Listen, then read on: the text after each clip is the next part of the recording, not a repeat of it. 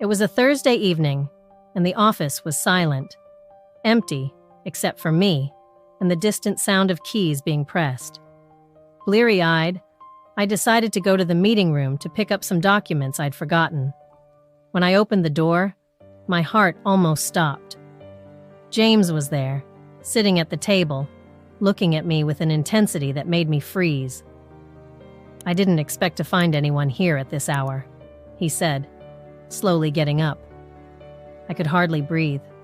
His gaze was like a fire burning my skin.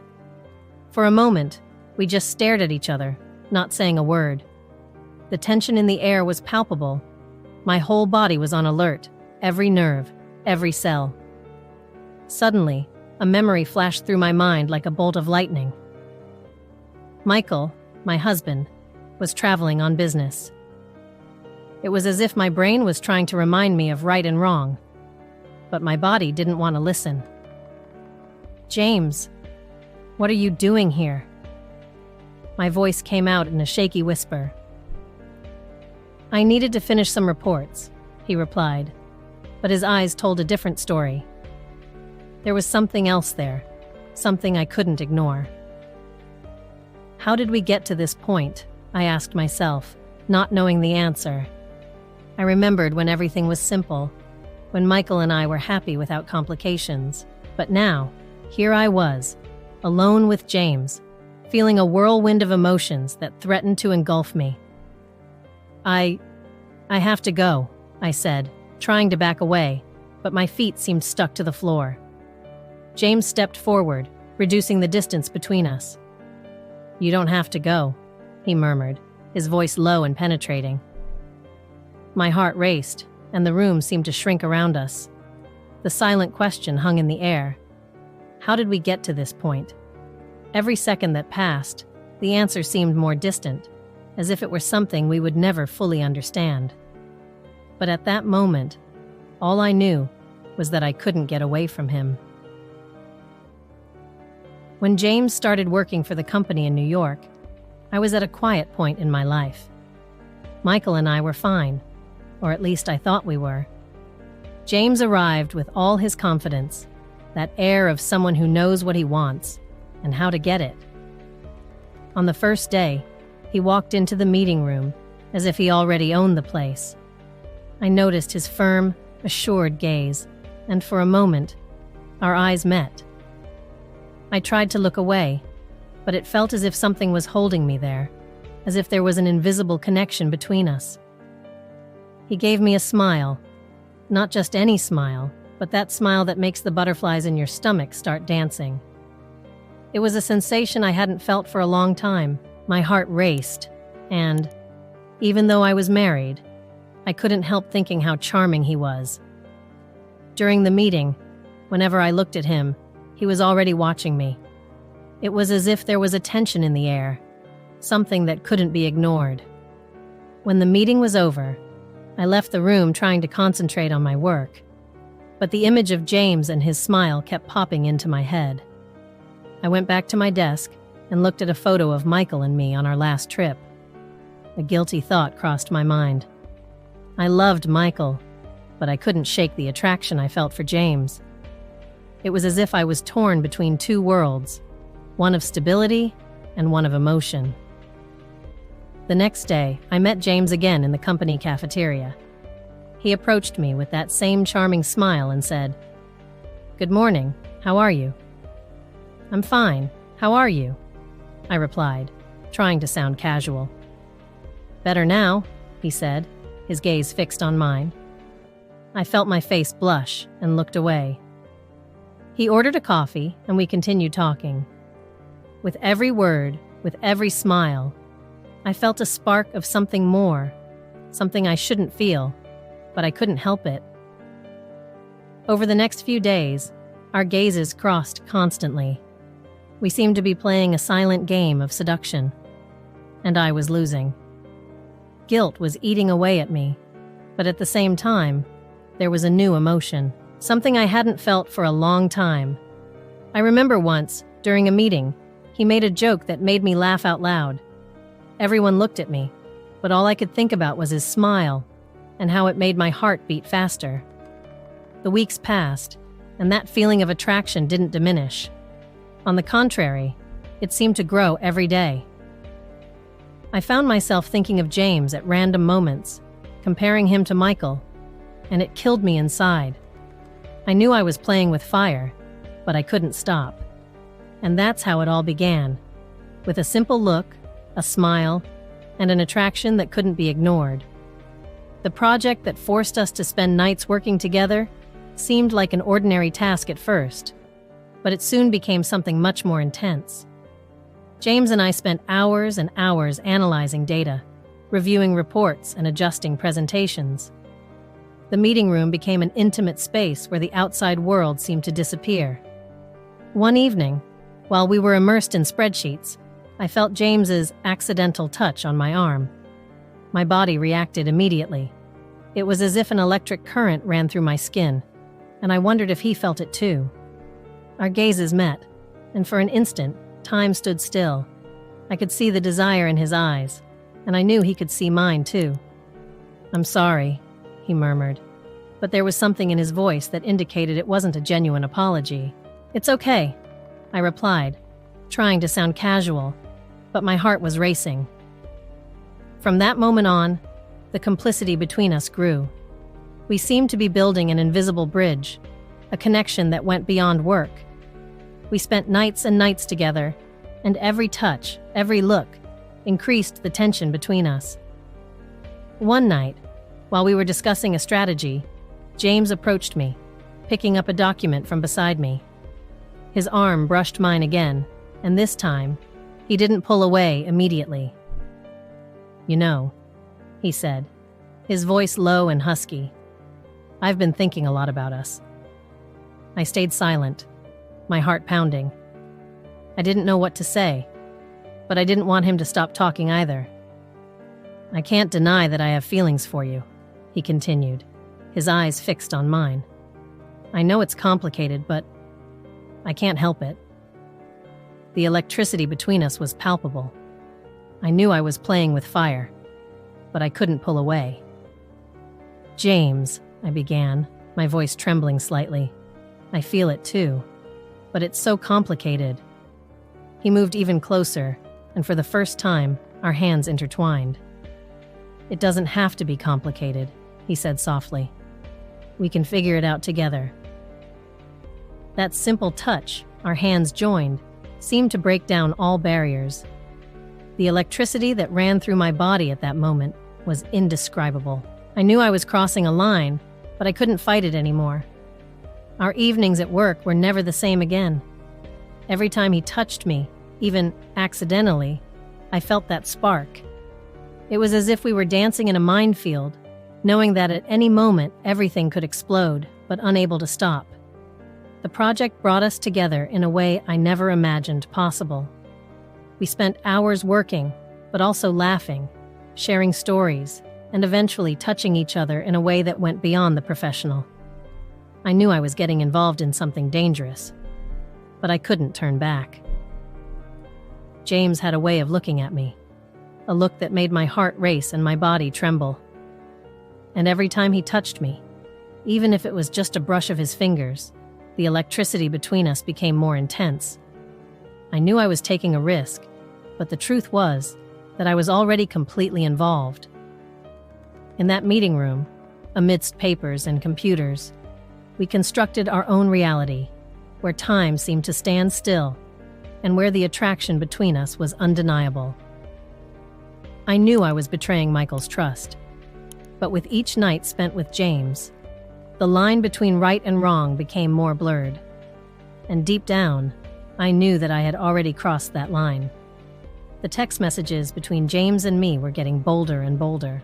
At first, they were just exchanges about the project, but soon they evolved into more personal comments, full of innuendo.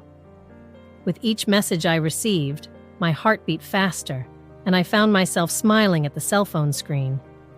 It was as if a dangerous game had been started, a game I couldn't get out of.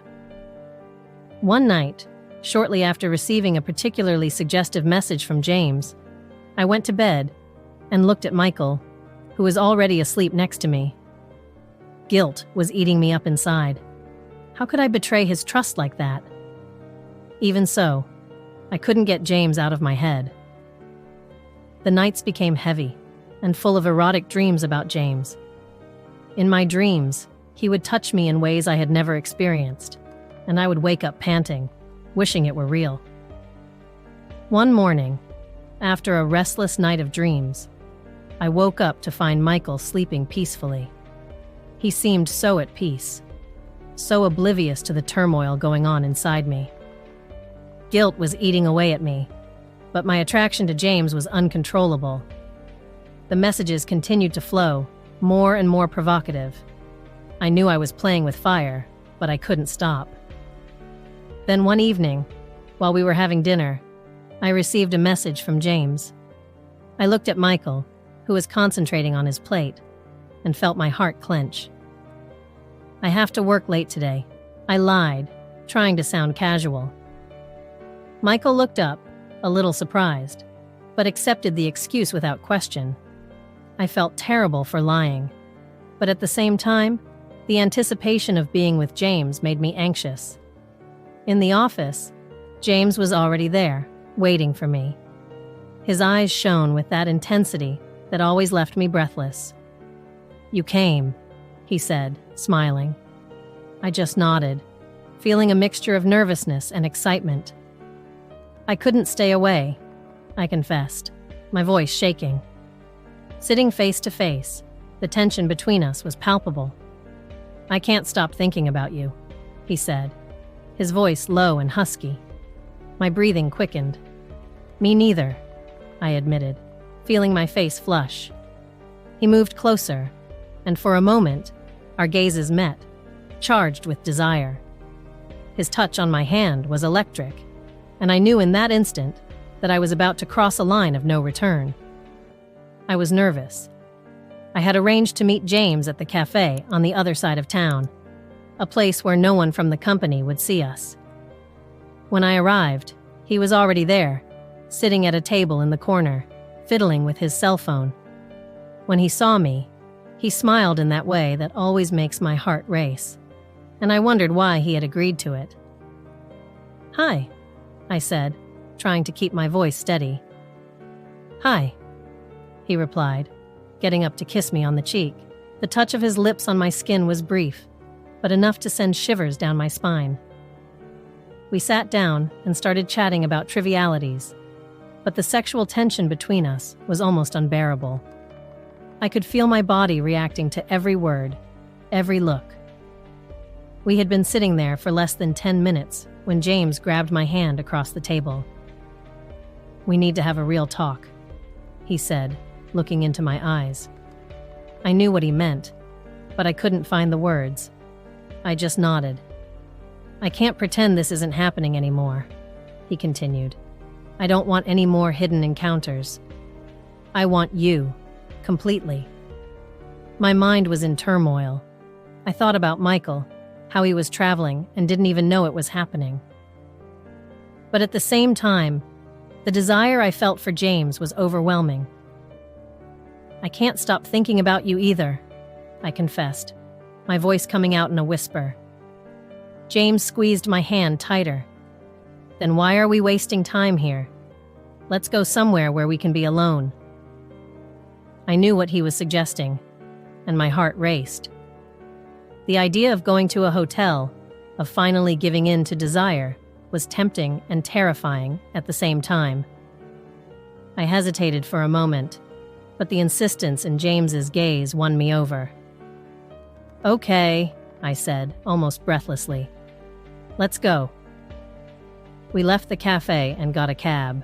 The drive to the hotel was silent, but the tension between us was at its peak. When we arrived, James checked us in quickly, and we went up to the room without exchanging a word.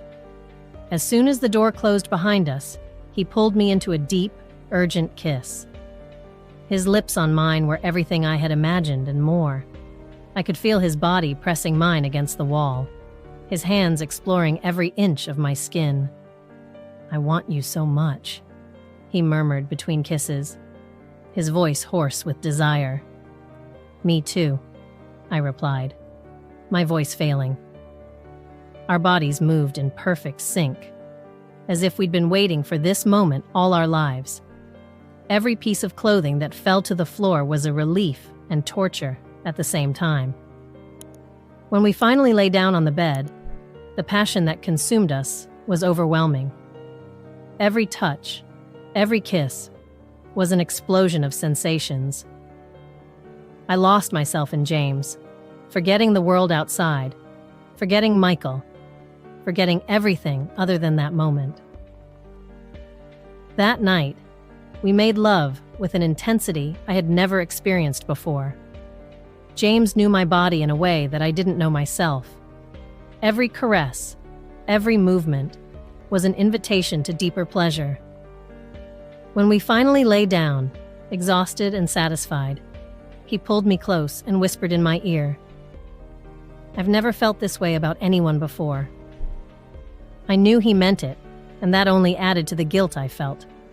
But at the same time, I couldn't bring myself to regret what had just happened.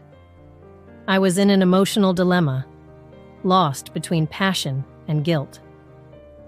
I lay there in James's arms, listening to his breathing calm down, while my mind worked frantically.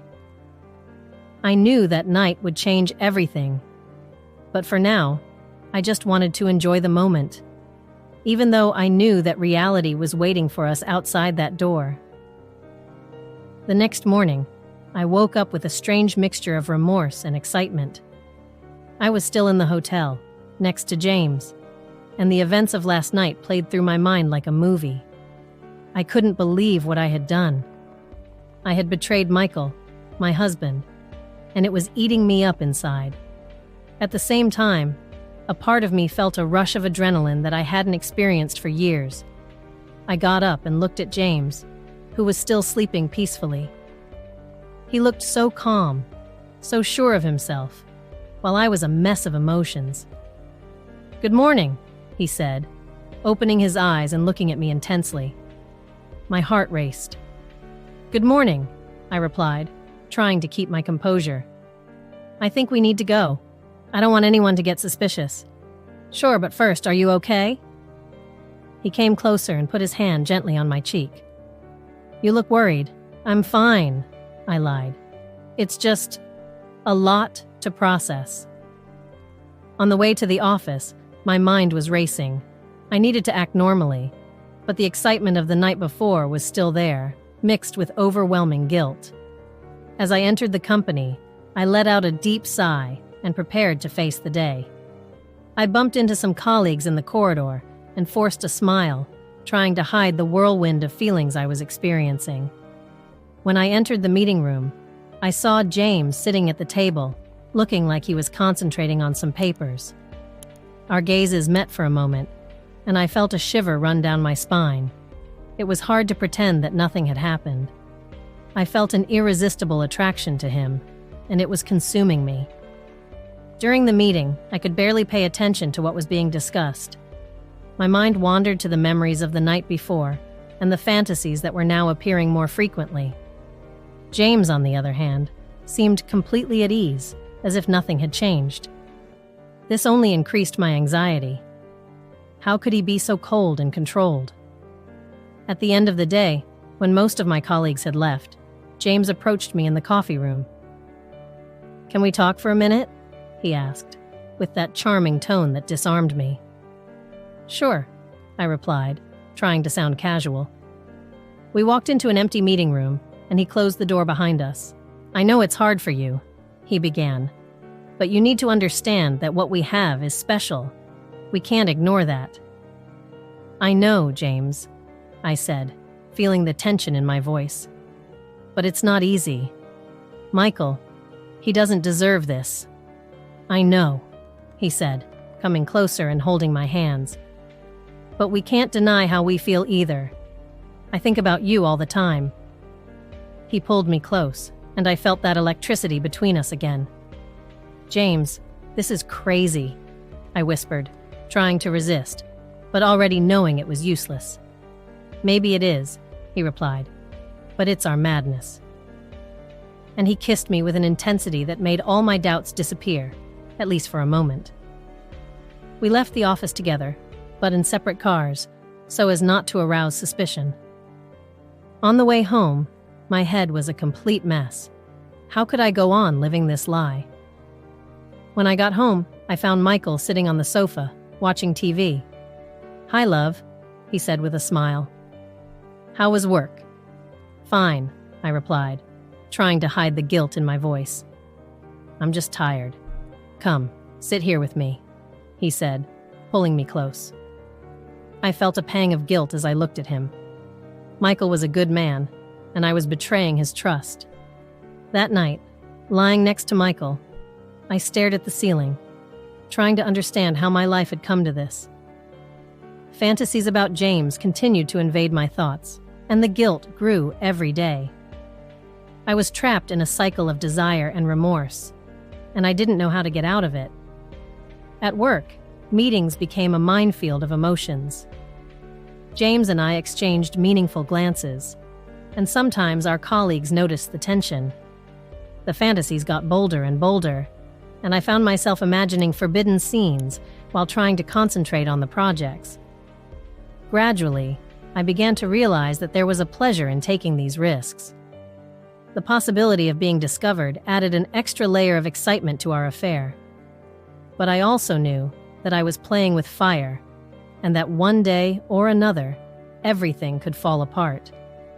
However, at that moment, the attraction to James was irresistible, and I was willing to take the risk. Even with all the remorse, the excitement of being with him was something I couldn't let go of.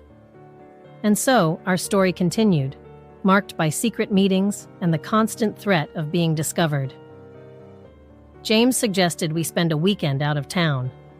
My heart raced, and I knew it was a big risk. Michael was traveling for work, so the opportunity seemed perfect. But still, guilt was eating me up inside. I couldn't shake the feeling that I was betraying someone who trusted me completely. "Come on, it'll be fun," said James, with that irresistible smile. I hesitated, but the idea of spending time alone with him was too tempting to turn down. "I don't know, James. What if someone finds out?" I asked, struggling against the torrent of emotions. "No one will find out. We'll do everything very carefully," he assured me, stepping closer and touching my arm lightly. That touch, as always, sparked an electricity that coursed through my body. I took a deep breath and finally gave in. "All right, I'll make up an excuse." The lie to Michael was carefully crafted. I told him that there was a work conference at the weekend and that I needed to be there. He believed me without question, just wishing me a good trip. Every word that came out of my mouth felt like a dagger plunging into my heart. When we finally met at the hotel, far from home, the sexual tension was almost unbearable. Unbridled passion overtook us as soon as we closed the bedroom door. James pulled me close to him, his lips meeting mine with an urgency I had never felt before. "I've been waiting for this all day," he murmured between kisses, his hands sliding down my body, awakening sensations I couldn't ignore. With every touch, every sigh, I sank deeper into pleasure and guilt. The adrenaline of doing something forbidden excited and terrified me at the same time. I knew we were on the edge, that at any moment, everything could fall apart. But at that moment, nothing else mattered but the two of us. "You're incredible," whispered James, as he wrapped his arms around me, and for a second, I allowed myself to forget everything and just live in that instant of passion. However, in the back of my mind, the fear of being discovered never completely disappeared. Every time my cell phone vibrated, my heart leapt, fearing that it was a message from Michael, who had somehow discovered everything. But at the same time, this adrenaline fueled the fire between me and James even more. I was trapped in a vicious cycle of desire and guilt, and I couldn't find a way out. After hours of passion, we lay side by side, panting. "I wish it would never end," said James, running his hand through my hair. "Me too," I admitted, even though I knew this fantasy had an expiration date. Eventually, we would have to return to reality, to routine, to our roles as husband and wife that we played so well. But for now, I just wanted to enjoy that moment, that weekend away from everything, where it was just the two of us, without judgment, without obligations. In that hotel room, we were free, even if only temporarily. "Let's enjoy every second," he said, and I agreed. Every minute away from home, every kiss, every touch, everything seemed intensely real and, at the same time, incredibly surreal. At the end of the weekend, as we drove back to the city, the weight of reality began to fall on me again. The lie I had told Michael, the betrayal I was committing, it all suffocated me. But at the same time, I couldn't shake the memory of the moments I'd spent with James. "Thank you for this weekend," he said, holding my hand as we drove back. "It was perfect. I just hope we haven't been found out," I replied, trying to hide the worry in my voice. "We won't be. Trust me," he said. But even so, I couldn't shake the fear. I got home and Michael was there, waiting for me with a warm smile. "How was the conference?" he asked, and I had to force a smile. "It was great. Very productive," I lied, feeling miserable inside. As he hugged me, guilt consumed me. I knew I was playing with fire, and that sooner or later it would all come at a price. But for now, I was willing to pay to continue living this forbidden passion with James. The return to routine after that weekend with James was more difficult than I had imagined. Every moment with Michael felt like torture. I felt enormous guilt for betraying him, but at the same time, I couldn't get James out of my head. At the office, pretending to be normal became an arduous task. My colleagues didn't suspect a thing, but I knew that the facade was starting to crumble. Michael began to notice my strange behavior. He asked me several times if I was okay, if anything was bothering me. "You seem distant, love," he would say, with a worried look on his face. I smiled and tried to reassure him. "It's just work, Michael. We're on a big project. It's very stressful." But Michael's suspicions only grew. He began to watch me more closely, and I felt that he would find out at any moment. Every time my phone rang, I jumped in fright, fearing it was James sending a compromising message. And then came the ultimatum I had been dreading. James and I were in the office parking lot after work. He took my hand and looked deep into my eyes. "We can't go on like this, you know that," he said, and I felt a chill run down my spine. "You need to decide, once and for all. Either you leave Michael, or we end our affair." My head seemed to spin. "James, I don't know what to do," I whispered, feeling tears forming in my eyes. "I love Michael, but what I feel for you is so intense. So, we can't go on living this lie. We need a definition," he interrupted, squeezing my hand tighter. "I want you, only you, but I can't share you with him." The indecision tore me apart inside. I was caught between the stable love I had with Michael and the burning, overwhelming passion I felt for James. I knew I couldn't prolong it much longer, but the thought of hurting Michael destroyed me. I returned home that night with a heavy heart, not knowing which way to go. When I entered the house, Michael was waiting for me in the living room. He looked at me with an expression that mixed concern and sadness. "We need to talk," he said, and I felt a lump in my throat. I knew this conversation was inevitable, but I wasn't ready to face it. "Of course, love. What's wrong?" I tried to sound casual, but my voice was shaky. He came closer and held my hands. "I know something's going on. You're different, distant. If it's work, we can sort it out together. But if it's something else, I need to know. I love you, and I want to help you." The tears finally fell, and I felt more lost than ever. How could I tell the truth without destroying everything we had built together? And at the same time, how could I go on living this lie, betraying the trust of the man I loved? I was at a dead end, and the decision I made would change our lives forever. I decided to continue with James anyway. With every meeting, every furtive glance exchanged in the office, my conviction that I could no longer live without him grew stronger. I knew I was risking everything, but the passion I felt was something I could no longer ignore. When I told James about my decision, he surprised me with his reaction. I expected a victorious smile, an expression of relief, but instead, he looked thoughtful. "Are you sure?" he asked, his tone serious. "Yes, James. I can't stay away from you any longer," I replied, trying to hide my nervousness. He was silent for a moment, then he smiled, a smile that made my heart soar. "Then let's do this our way," he said, holding my hand firmly. James suggested we meet at the office after work.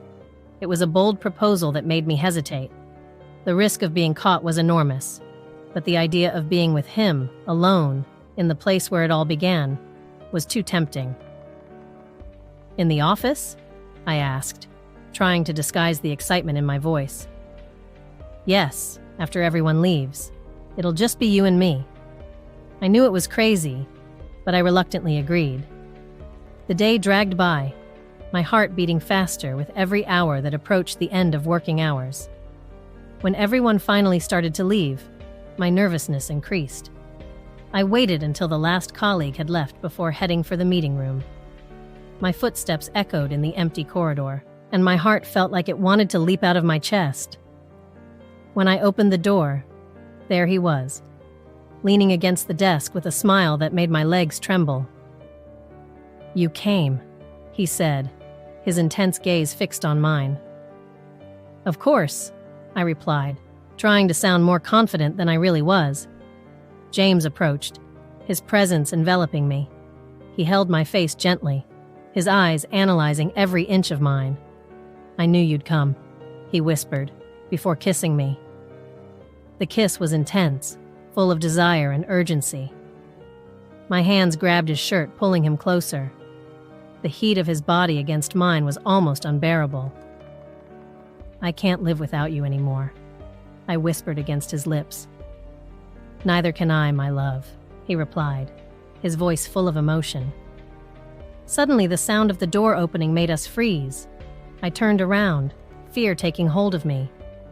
Who could be there? Had someone seen us? Before I could process anything, Michael's voice echoed through the room. "What's going on here?" My heart stopped. Michael was standing there in the doorway, his gaze fixed on both of us. I didn't know what to say, what to do. James moved away slowly, but didn't let go of my hand. "Michael," I began, but my voice failed me. "I knew something was wrong," he said, his voice shaking with anger and pain. "Michael, please let me explain," I begged, but he held up his hand, silencing me. "I don't want to hear anything. It's over," he said, before turning and leaving, slamming the door behind him. I stood there, paralyzed, shock and fear mixed with the pain of having hurt someone I once loved. James pulled me into an embrace, but I felt lost, not knowing what would come next. That night changed everything. But one thing was certain. There was no going back. That night was still clear in my mind. I arrived at the empty office with my heart racing, my hands sweating and my head racing. Everything seemed surreal. The silence in the building was almost deafening, echoing every step I took down the corridor. In my mind, there was only one question. What am I doing? I opened the door to the meeting room carefully, without making a sound. And there he was, James, already half naked, waiting for me with a naughty, provocative smile.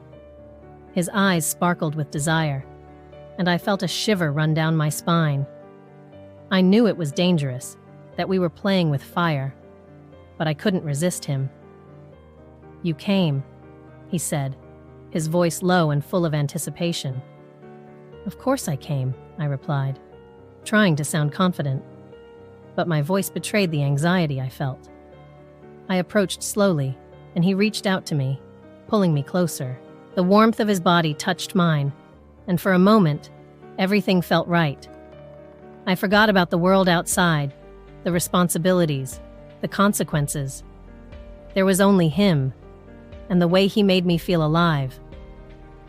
"I've missed you all day," he murmured, his lips brushing my neck. "Me too," I confessed, closing my eyes and surrendering to the moment. Suddenly, the sound of the door opening made us freeze. My heart stopped for a second, and when I looked back, fear gripped me. I didn't know who was there, but the possibility of being discovered paralyzed me. "Who's there?" I asked, my voice shaking. James moved away quickly, picking up his clothes scattered on the floor. I was panicking, trying to understand what had just happened. The room was plunged into a tense silence, and I could hear myself gasping for breath. The door closed again, and for a moment, I thought we might have gotten away with it. James approached, holding my face with his firm hands. "It's going to be okay," he whispered, trying to calm me down. "Who was that?" I asked, still in shock. "I don't know, but we need to be more careful," he replied, his eyes fixed on mine, conveying a mixture of concern and determination. I knew he was right, but at that moment, all I wanted to do was get out of there. I grabbed my things quickly, and he did the same. We left together, trying to look as natural as possible. The corridor seemed endless, and every step we took was torture. When we finally reached the elevator, I looked at James, and he gave me an encouraging smile. Despite my fear, a part of me still wanted to be with him, to feel his touch, his kiss. But I knew it couldn't go on like this. We were risking too much. When the elevator doors closed, he took my hand and gave it a gentle squeeze. "We'll talk about it tomorrow, calmly," he said, trying to reassure me. I nodded, unable to say anything. My mind was a whirlwind of conflicting emotions and thoughts. We left the building together, but we each went our separate ways. The night was cold, and the wind seemed to cut through my skin, bringing me back to reality. I walked to my car, trying to process everything that had happened. James was temptation personified, but I knew I needed to get my life in order. I couldn't go on living that lie, deceiving Michael, betraying the trust of someone who had always been there for me. I got into the car and stood there for a few minutes. I looked at my reflection in the rearview mirror and saw a woman torn between the security of a stable marriage and the overwhelming passion of a forbidden affair.